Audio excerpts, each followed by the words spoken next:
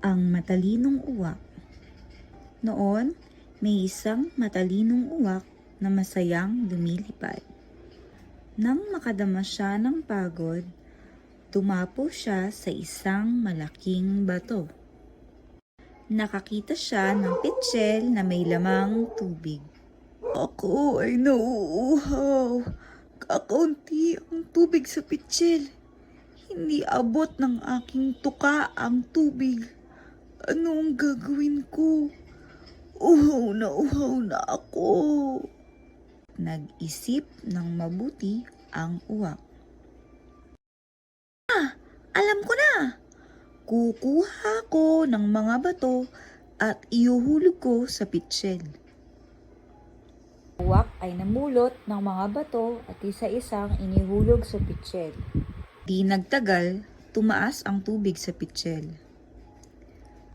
Dapat lang ay mag-isip ng paraan. Ngayon ay makaiinom na ako.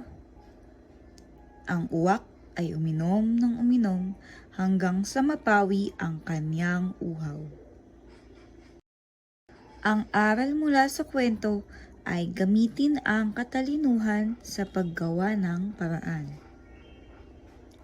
Ang matalinong uwak.